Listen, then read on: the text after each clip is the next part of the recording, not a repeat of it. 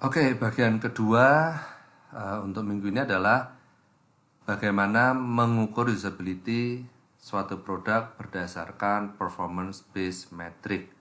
Ya, metrik pengukuran performa. Ini diambil dari bukunya tulisan Albert, Measuring the User Experience, chapter 4. Mudah-mudahan masih punya energi. Kalau energinya sudah habis, pause dulu, refreshing dulu sebentar, jangan kelamaan, kembali lagi ke video ini.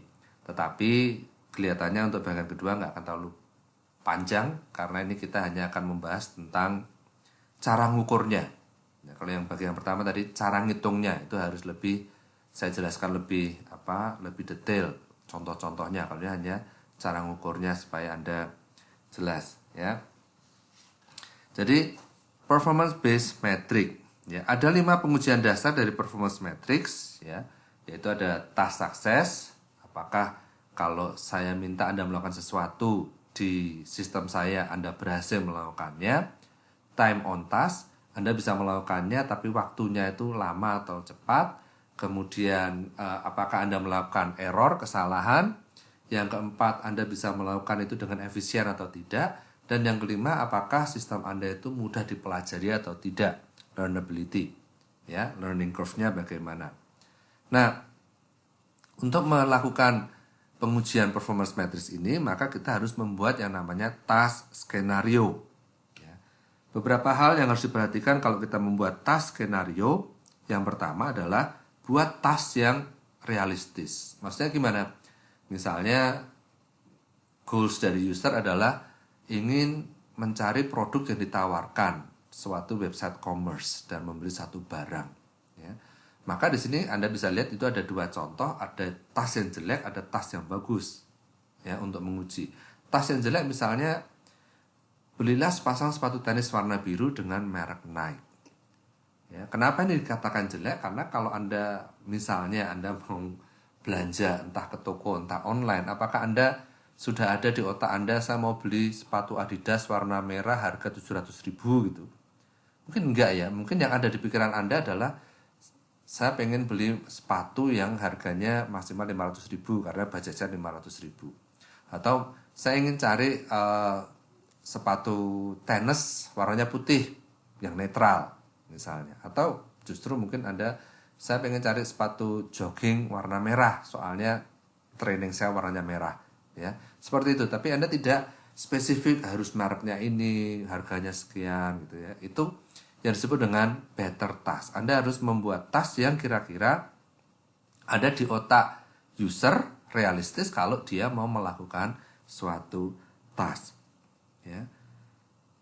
Kalau kita meminta partisipan melakukan sesuatu yang tidak dilakukannya secara normal, tadi beli sepatu Adidas warna merah harganya 750.000 gitu ya, itu akan membuat dia ya hanya seperti robot dia cari gitu, tidak engaging ya, tidak seperti tadi saya mau cari sepatu olahraga ya untuk basket, saya mau cari sepatu untuk ke pesta besok dari kulit yang nggak lebih dari 300.000 misalnya gitu ya. Itu engaging dengan antar muka kita ya.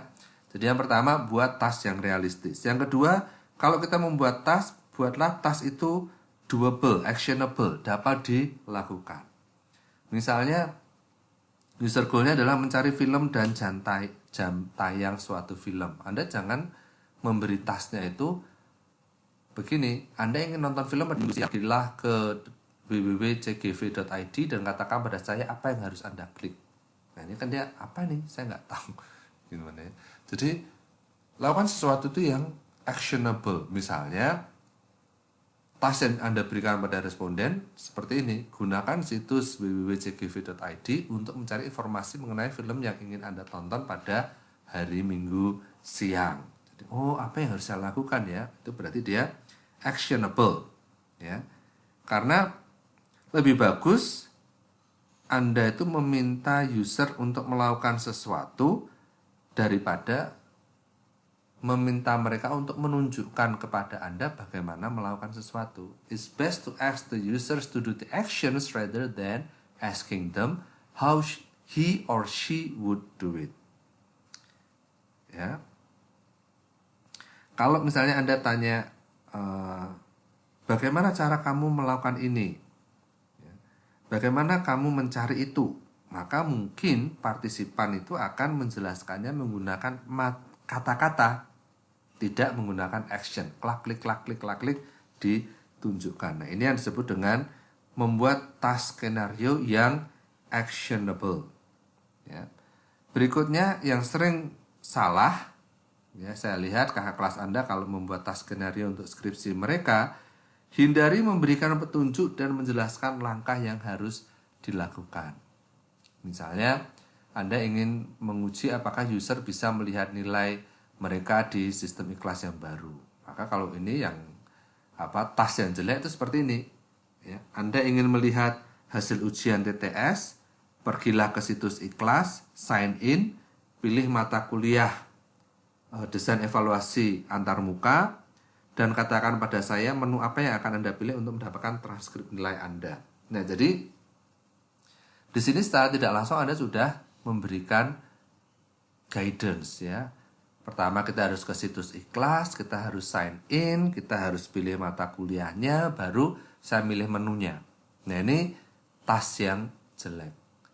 Task yang bagus kalau Anda pengen lebih objektif mengukur usability-nya, ya yang kedua itu carilah nilai hasil ujian TTS DEA Anda di situs ikhlas titik. Nah, suruh cari, bisa ketemu enggak? Gitu ya. Hindari memberikan petunjuk, itu tidak berarti pertanyaannya tidak jelas. Jadi ini ada hal yang harus Anda perhatikan, ya. Avoiding clues does not mean being vague. Artinya maksudnya apa nih? Perintahnya apa? Itu berarti petunjuknya nggak jelas. Tapi petunjuknya ini petunjuk tasnya, bukan petunjuk cara melakukan tasnya. Ini yang harus diperhatikan. Nah, ini beberapa hal yang harus kita perhatikan kita membuat task skenario. Seandainya Anda sudah membuat list skenario, katakanlah 10 task untuk diuji cobakan, gitu ya. Maka langkah selanjutnya adalah mengukur task suksesnya, sukses atau enggak, gitu ya. Ini ada yang pertama adalah disebut dengan binary sukses. Binary itu 1-0, bisa atau tidak. Ya, cara paling sederhana untuk mengukur tingkat keberhasilan. Misalnya di sini Anda bisa lihat untuk task nomor 1 dari 10 responden yang berhasil 70%, untuk task nomor 2 yang berhasil 50% dan seterusnya. Kemudian Anda rata-rata dari aplikasi ini, maka rata-ratanya 52% sukses, berarti tidak ada masalah, gitu ya. Nah, ini binary sukses yang paling gampang. Nah, tapi kalau saran saya, kalau Anda melakukan analisa task sukses, Anda jangan hanya melihat langsung ke 52% ini, ya.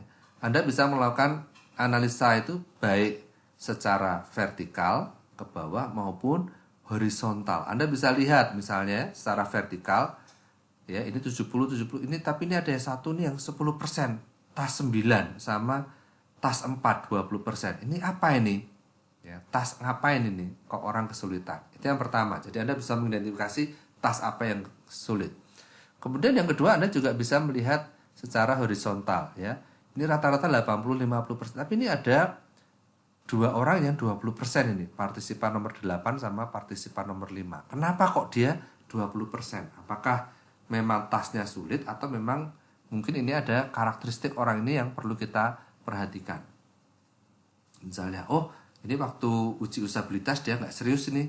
Saya ingat nih, partisipan nomor 5 sama nomor 8 ini nggak serius. Atau mungkin, wah ini yang jelek-jelek ini ternyata mereka pakai kacamata ini. Apakah mungkin ada pengaruhnya? Anda bisa melihat di dalam desain. Kebalikannya Anda juga bisa lihat, ini kok yang 90% kok hanya 1 orang nih, partisipan nomor 6. Siapa ini? Oh, ternyata partisipan nomor 6 ini memang top of the class. Jadi nggak mungkin, tidak heran kalau ini dia 90%, dia outlier. Nah, ini Anda bisa melihat analisanya itu secara horizontal maupun vertikal. Nah, satu task dikatakan sukses atau tidak itu bisa beberapa cara, ya. Yaitu dia dikatakan sukses jelas ya, sukses itu kalau dia berhasil menyelesaikan tugas. Tapi kalau gagal itu seperti apa? Kalau gagal itu ada beberapa kondisi, misalnya responden menyerah, dihentikan oleh moderator. Dihentikan oleh moderator misalnya respondennya tuh hanya muter-muter aja, nggak ada kemajuan, stuck di situ. Itu Anda bisa, sudah cukup aja, sekarang move to next task misalnya gitu ya. Atau melebihi batas waktu yang ditentukan.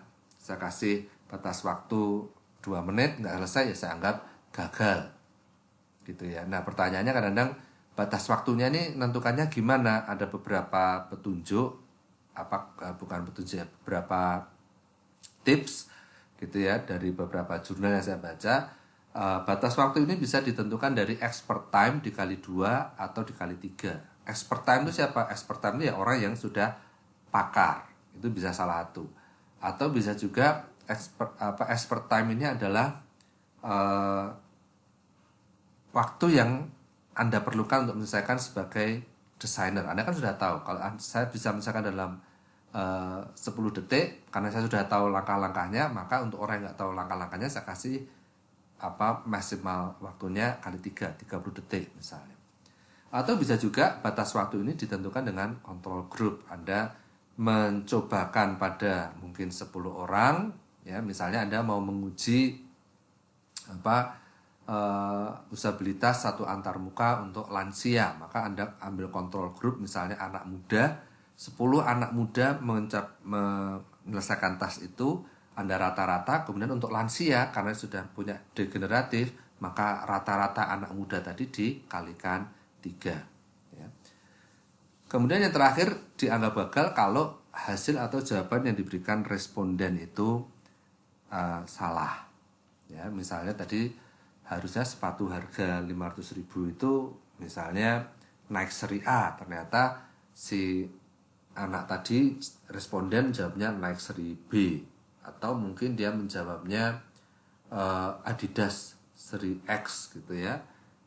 Nah ini mungkin bisa juga Anda anggap gagal ya. Untuk menghitung success rate, maka Anda bisa menghitung dengan success dibagi number of participants. Ini obvious ya. Dari 10 orang berapa yang berhasil? Yang berhasil 8 berarti 80% gitu ya. Kemudian untuk menghitung confidence intervalnya, kita bisa menggunakan binomial confidence interval. Bisa pakai Wald method atau exact method. Ya, pertemuan yang lalu kita sudah membahas juga ini. Tentukan dulu apakah menggunakan small sample test atau large sample test, maka Anda bisa menghitung confidence intervalnya.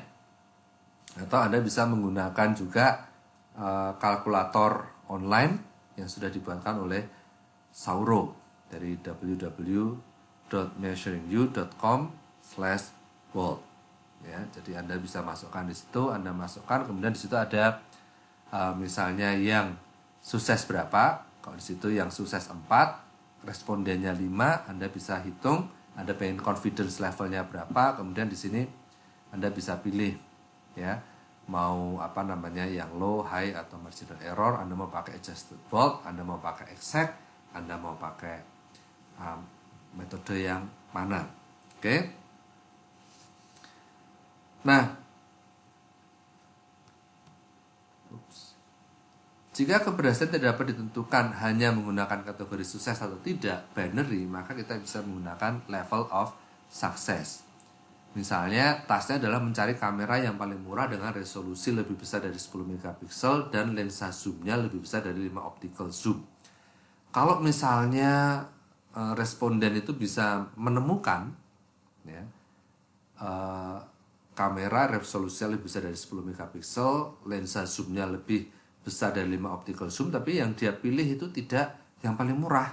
Nah ini apakah mau saya nolkan atau mau saya kasih nilai seberapa? Karena dia minimal dia bisa menemukan bahwa mencari kamera yang resolusinya di atas 10 megapiksel dan bisa mencari zoom yang di atas 5 kali optical zoom misalnya. Nah, Anda bisa menilai level of success, ada banyak cara. Di sini saya kasih 2 saja. Contohnya, cara pertama misalnya dengan 6 tingkat, dia bisa sukses without assistance atau with assistance. Dia bisa menyelesaikan tanpa bantuan atau dengan bantuan, itu level 1 2. Dia partial sukses. Partial sukses tadi dia bisa menemukan kamera yang resolusinya 10 megapiksel, zoomnya 5 optical zoom, tapi harganya nggak paling murah. Itu tanpa bantuan atau dengan bantuan, itu level 3 dan 4. Atau dia gagal total, gatot, ya, hasilnya salah atau penggunanya menyerah. Jadi ini Anda bisa kasih level, ya, nggak hanya 1 0, tapi Anda bisa kasih 1 2 3 4 5 6 gitu ya. Atau misalnya cara kedua, misalnya ini yang level of success 4 tingkat, yang tingkat paling tinggi sukses itu adalah no problem, menyelesaikan task tanpa masalah dan efisien. Yang kedua adalah minor problem, menyelesaikan task dengan sedikit masalah. Yang ketiga major problem, menyelesaikan task dengan susah payah. Atau 4 ya betul-betul gagal. Jadi ini ada 2 cara contoh untuk melakukan level of success. Oke. Nah, mungkin pertanyaannya, yang disebut bantuan itu seperti apa, Pak? Nah, bantuan ini bisa macam-macam. Misalnya, moderator mengajak peserta kembali ke halaman beranda atau meriset dari awal. Responden sudah bingung, ini coba ya kita kembali lagi ke home.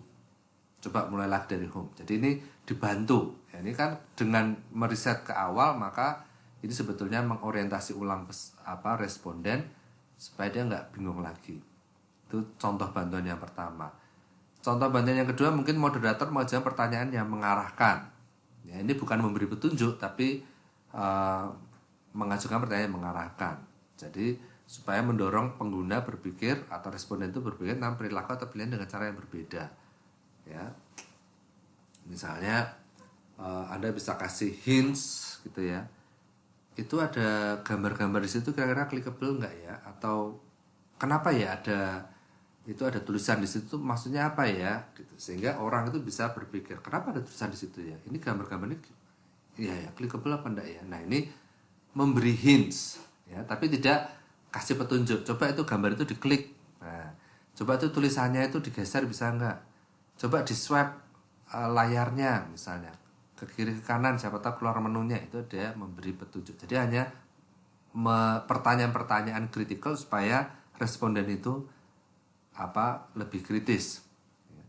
Yang ketiga, moderator menjawab pertanyaan atau memberikan informasi yang membantu peserta menyelesaikan tugas. Jadi kadang-kadang responden itu tanya, ini bisa diklik ya, ini boleh nggak diginikan, ini bisa dia tuh ya. Nah, itu kadang-kadang responden itu tanya. Ada yang moderator uji usabilitas yang strict, kalau responden tanya dia nggak mau jawab, tapi ada yang kalau responden tanya dia menjawab, gitu ya.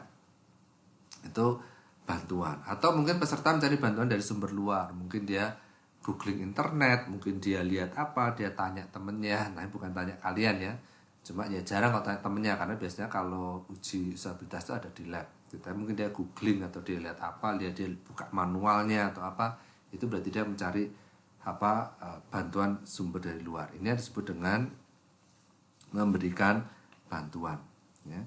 Jadi kalau kita lihat tadi contohnya di sini, ada saya masuk ke situs belanja, kemudian saya lihat ini ada 4 kamera. Wah, tadi yang ditanya adalah kamera paling murah, yang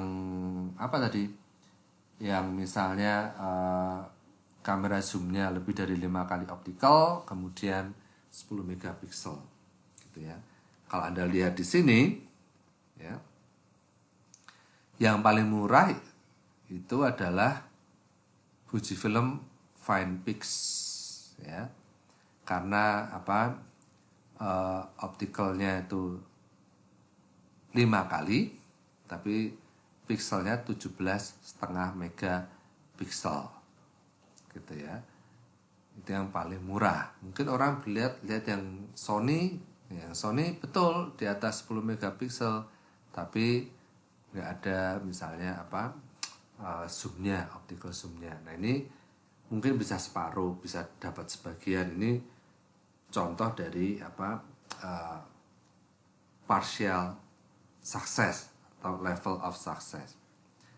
Nah, dari data ini bisa kita masukkan. Kalau tadi hanya binary, kita langsung hitung berapa yang sukses dibandingkan jumlah responden, kalau di sini kita lihat dulu ya. Misalnya di sini ada 4 responden, kemudian ada 6 buah task, kita bisa lihat dulu mana yang sukses, mana yang fail, mana yang parsial ya. Misalnya yang sukses ada 9 ya, jadi ini kita masukkan dulu 9 misalnya. Kemudian yang partial sukses ada 4 ya. Jadi 4 dikali setengah, kalau sukses 9 kali 1 gitu ya. Kalau gagal itu dikalikan 0, jadi 0. Kita bagi berapa ini? Tasnya 6, orangnya 4, berarti 24. Maka kita peroleh 46%. Ini kalau kita buat partial success-nya hanya 3 level ya, fail, partial, kemudian success. Tadi kan contoh yang saya berikan ada yang 4 level, ada yang 6 level, silahkan. Tapi ini hanya contoh Anda kalau mau menggunakan yang namanya level of success. Menurut Jacob Nielsen, kebanyakan situs memperoleh nilai kurang dari 50%. Ini dari artikelnya dia di nngroup.com ini. Jadi 46% ya itu memang kelihatannya jelek, tapi kebanyakan situs memang nilai success rate-nya itu kurang dari 50%. Artinya banyak desain yang bermasalah. Nah, ini bisa kita gambarkan menggunakan stack bar seperti ini. Misalnya yang gagal itu merah, yang parsial itu kuning, kemudian yang sukses itu hijau. Ya, di situ ada 5 task: login, kemudian search, find book, add to chart, check out, sehingga Anda bisa lihat, oh ini yang paling banyak gagalnya itu yang mana? Yang ini kan. Check out ini saling bermasalah. Kemudian ini juga search ini juga bermasalah. Yang paling banyak sukses apa ini? Masukkan keranjang Belanda sama mencari buku misalnya. Ya, yang harus dipastikan adalah totalnya ini failure, kemudian partial sama sukses ini harus 100% ya, jangan sampai keliru. Oke. Nah, ada beberapa cara menganalisa task sukses. Yang pertama adalah membandingkan persepsi pengguna, perceived success dan factual success. Kadang-kadang user merasa sudah selesai, padahal sebetulnya belum. Itu yang disebut dengan perceived success. Oke. Nah, Anda mau melihat yang sukses itu yang betul-betul sudah sukses atau yang dianggap user ini sudah selesai. Misalnya saya kasih tugas, coba cari ini nilai Anda. Kemudian sebenarnya tujuan Anda adalah setelah dapat nilainya di print, ternyata dia setelah dapat nilainya selesai. Atau mungkin harapan Anda setelah selesai task dia sign out, ternyata dia nggak sign out. Jadi kan perceived sukses, saya sudah selesai nih, sudah dapat gitu ya. Atau misalnya Anda coba cari, ini juga bisa partial success. Coba cari sepatu olahraga yang warnanya merah, yang paling murah gitu ya. Mungkin dia cari, kemudian dia lihat yang pertama sepatu warna merah, dianggap ini, padahal itu bukan yang paling murah. Jadi dia merasa sudah benar, padahal sebetulnya belum. Jadi ini harus pertimbangkan. Ya, perceived success dari responden atau factual success. Berikutnya adalah membandingkan segmen pengguna. Ya, kalau Anda melakukan task test, ini apakah respondennya itu frequent user atau infrequent user? Sudah sering pakai komputer atau tidak? Sudah sering pakai HP atau tidak? Contohnya saya mau melakukan uji usabilitas aplikasi HP untuk lansia. Ini lansianya sudah pakai HP atau tidak? Ya, ini harus saya kelompok-kelompokkan, saya segmenkan. Kalau misalnya saya gebiah-uyah, saya samaratakan, ada yang nggak pernah pakai HP, ada yang sudah pakai HP, sudah pengalaman, ada yang pakai HP tapi feature phone, ya, bukan smartphone. Nah, ini hasilnya bisa menjadi bias, ya. Kita bisa membandingkan orang yang pengalaman yang dulu dengan yang sekarang, yang tidak berpendidikan dengan yang berpendidikan, ya. usia. Nah, ini kita bisa membandingkan segmen pengguna. Kalau Anda memang pengen tahu semuanya, ya Anda bisa buat stratified sampling. Anda masih ingat apa itu stratified sampling? Anda kelompok-kelompokkan, ya. Usia sekarang sekian 5 orang, usia sekarang sekian 5 orang, usia sekarang sekian 5 orang, gitu ya. Yang nggak punya HP 10 orang, yang pakai HP feature phone 10 orang, yang pakai HP smartphone 10 orang. Nah, itu Anda bisa kelompok-kelompokan. Ini yang disebut dengan membandingkan segmen pengguna. Baru di sini nanti Anda bandingkan lagi dari masing-masing kelompok ini berapa yang sukses. Oke. Nah, untuk mengukur dan menghitung time on task, ini yang kedua, ya, dari performance based metric. Kalau yang pertama tadi adalah success rate, yang kedua ini adalah time on task. Kita bisa mengukur efisiensi suatu produk. Jadi kita kasih task berapa waktu yang dibutuhkan. Ini ada beberapa cara kita mengukurnya. Paling banyak saya lihat mahasiswa pakai stopwatch. Nah, kalau Anda pakai stopwatch, maka sebaiknya dilakukan 2 orang atau lebih. Supaya apa? Karena mungkin Anda pada saat start dengan stop itu tidak pas dengan orangnya itu pada saat actual memulai satu uji usabilitas dan selesainya. Jadi kalau ada 2 orang itu bisa di rata-rata, ya. Yang kedua, kalau ini saya pribadi saya paling sering pakai adalah aplikasi. Maksudnya gini, kalau saya mengujikan satu aplikasi antar muka gitu ya, maka pada saat saya mengujikan itu di aplikasi saya itu begitu saya pencet start, maka itu ada counternya sudah jalan sampai dia selesai misalkan task berapa detik. Nah, itu lebih akurat. Jadi yang menghitung itu adalah mungkin laptopnya atau HP-nya pada saat dia mulai satu task sampai dia menyelesaikan satu task. Otomatis tinggal disimpan. Nanti kalau sudah selesai ambil data tinggal saya ekspor ke Excel, kemudian saya hitung pakai SPSS misalnya atau Minitab, ya. Itu aplikasi, itu paling akurat menurut saya. Yang ketiga adalah menggunakan video recording. Anda misalnya bisa menggunakan video, mungkin screen capture gitu ya, apa yang tampil di video di rekam. Itu memang ada kebutuhan untuk merekam, selalu ada. Itu untuk biasanya untuk melihat issues based and behavioral metrics. Tapi kalau di sini untuk time on task, video recording itu berguna untuk lihat apa? Anda bisa lihat misalnya mulai task ini di detik keberapa, oh di detik ke 30, kemudian dia selesai di detik keberapa, di detik ke 75, maka 75 kurangi 30, Anda bisa dapatkan misalnya 45. Nah, ini lebih akurat daripada Anda manual pakai stopwatch. Oke.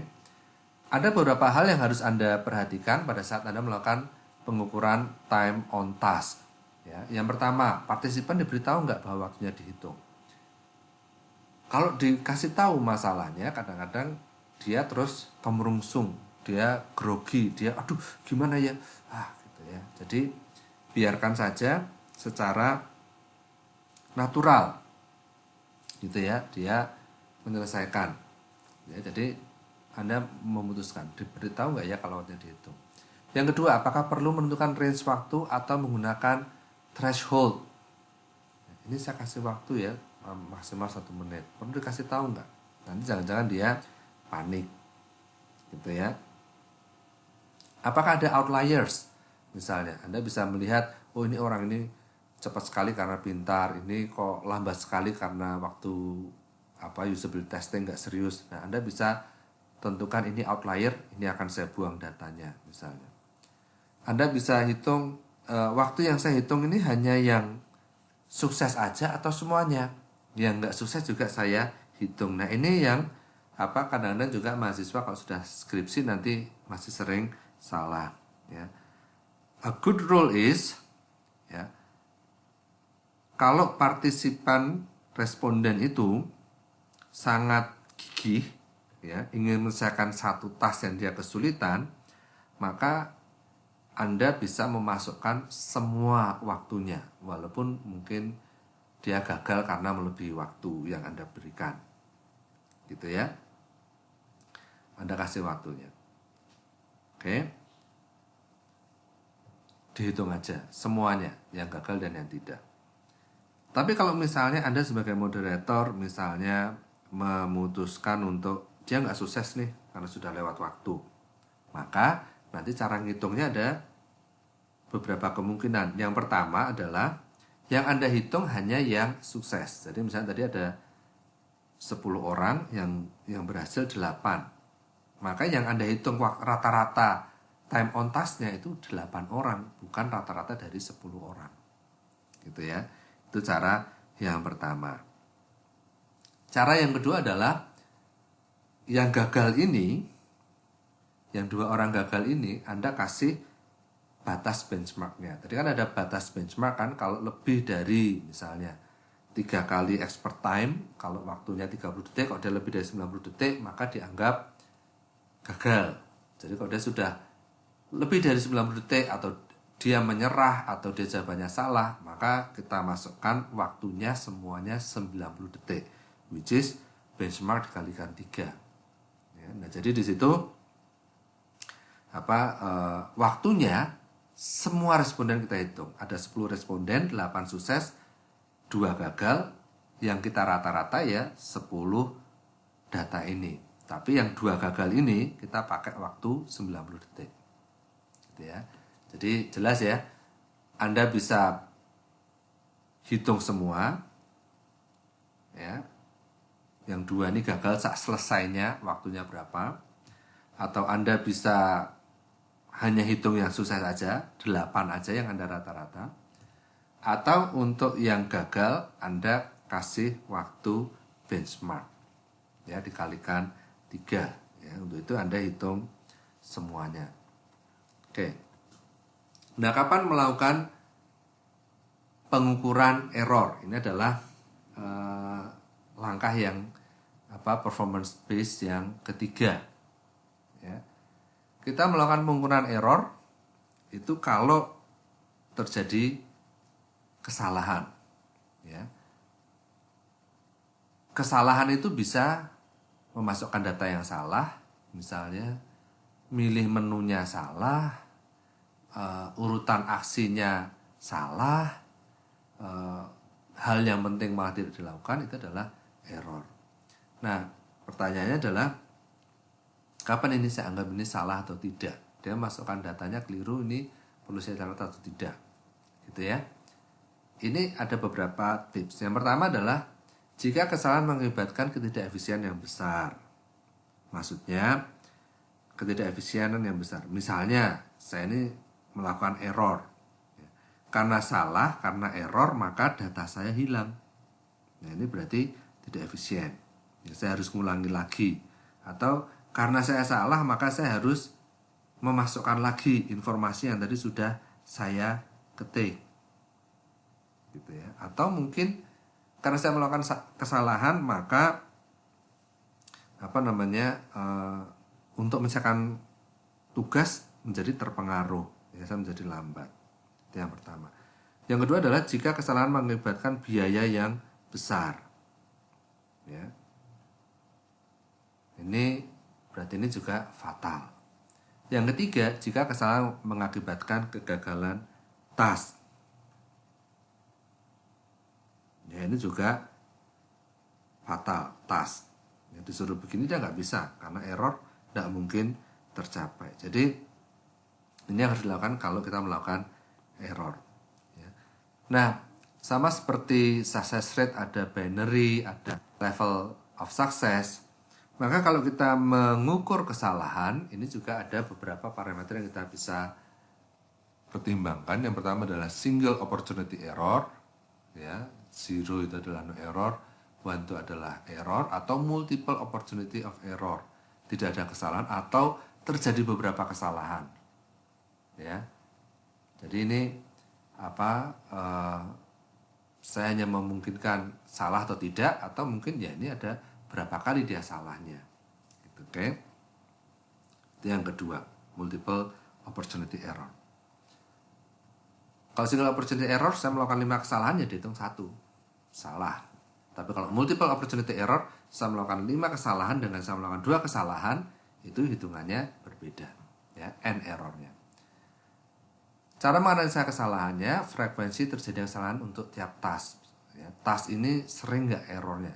Kalau Anda ingat di success rate tadi ada yang saya bilang analisanya secara vertikal per task. Gitu ya. Ini task ini frekuensinya gimana?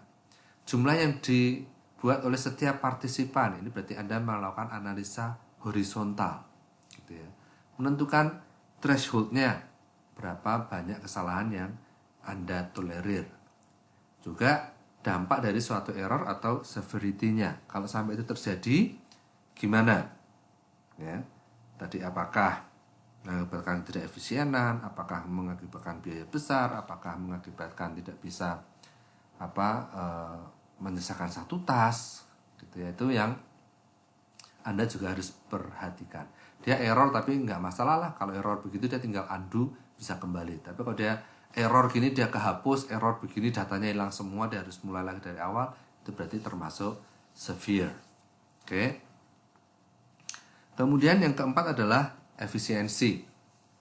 Ya, efisiensi ini ada macam-macam. Efisiensi kan intinya waktunya paling cepat, effortnya paling sedikit, itu adalah efisiensi.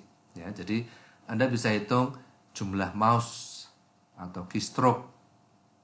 Oke. Jadi di sini ada misalnya satu persamaan lostness, ya, L sama dengan akar dari jumlah halaman unik yang dikunjungi dibagi total semua halaman dikurangi 1 dikuadratkan ditambah jumlah minimal halaman untuk menyelesaikan satu task dibagi jumlah halaman yang unik, ya, dikurangi 1 dikuadratkan.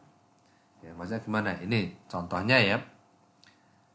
Anda mau mencari produk ini, ya, C1. Harusnya Anda dari home page ke kategori page C, kemudian langsung ke produk page C1. Berarti hanya 1, 2, 3. Tapi ternyata Anda dari sini cari dulu di kategori 2. Oh, enggak ada. Anda balik lagi ke home, Anda cari di kategori B. Coba B2. Oh, bukan nih, beda nih. Anda kembali lagi ke B, Anda kembali ke home page, baru Anda ke kategori C, baru Anda ke kategori C1. Berarti ini 9 langkah, ya. Berarti ini adalah S, jumlah total semua halaman yang dikunjungi selama tes itu adalah 9. 1 2 3 4 1 2 3 4 5 6 7 8 9. Gitu ya. Kemudian N adalah jumlah halaman unik. Jumlah halaman uniknya berapa? Jumlah halaman uniknya adalah 1 2 3 4 5 6. Ya. Kemudian minimalnya harusnya berapa? Minimalnya harusnya hanya 1 2 3. Anda masukkan di sini, maka lostness-nya ini adalah 60%. Ya, ini untuk menghitung efisiensi. Efisiensi juga bisa dihitung dari kombinasi antara task success dan waktu. Ya. Jadi kalau di sini ada completion rate-nya berapa, task time-nya berapa, maka Anda bisa menghitung efisiensinya. Completion rate dibagi average task time, itu adalah efisiensinya. Atau efisiensinya juga bisa Anda hitung dari number of success tasks dibagi total time on all tasks. Gitu ya. Jadi ini adalah cara menghitung efisiensi. Oke. Kalau di task pertama kita bisa lihat misalnya completion rate-nya itu adalah 65%, ya, task time-nya 1,5, maka 65 dibagi 1,5 kita peroleh efisiensinya adalah 43. Ya. Ini efisiensi. Yang terakhir adalah membandingkan pengalaman pengguna pada saat dia pertama kali menggunakan aplikasi atau yang disebut dengan learnability. Ya. Jadi membandingkan pada saat dia pertama kali pakai aplikasi, pada saat kedua menggunakan aplikasi, pada saat yang ketiga, pada saat yang keempat dan sebagainya. Apakah waktu yang dibutuhkan itu semakin cepat atau tidak? Itu yang disebut dengan learning curve. Ya. Jadi Anda bisa lihat misalnya di sini ya, pertama dia butuh waktu 26 detik misalnya. Percobaan kedua dia membutuhkan waktu 19 detik. Percobaan ketiga dia membutuhkan waktu 18 detik. Pertemuan 17 detik. Berarti dia ada semakin menurun gitu ya. Learnability-nya itu baik.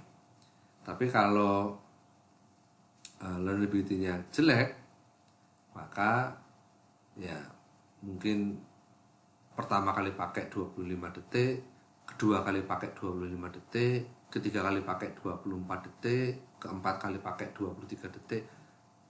Learning curve-nya ini kecil gitu ya. Jadi kalau dilihat antara ini dengan yang biru di sini, ini memang dia waktunya kecil, tapi dari pertama, kedua, ketiga, empat ini dia learning curve-nya nggak makin cepat ya. Ya, ini tergantung. Kalau misalnya ini memang kompleks, maka wajar dong kalau waktunya ini lebih lama. Ini kalau memang hanya sederhana, wajar dong kalau waktunya cepat. Tapi pertanyaan adalah ini dia kok nggak ada signifikan dari pakai pertama, kedua, ketiga, keempat, nggak makin cepat. Ini dimaksud dengan learnability. Oke. Nah, sebetulnya kalau di class activity ada tugas di sini ya, memilih sebuah aplikasi mobile, kemudian kita buat task skenario, kemudian kita minta 5 orang teman Anda untuk mengerjakan task tersebut, kemudian Anda membuat analisanya. Tetapi ya karena ini work from home, kita juga physical distancing, jadi supaya Anda tidak terlalu banyak ketemu orang, ya ini mungkin untuk tahu aja PR-nya yang tadi ya, di bagian pertama itu Anda disuruh menghitung ya berapa jumlah sampel yang dibutuhkan. Oke, terima kasih. Ini adalah materi kita untuk hari ini.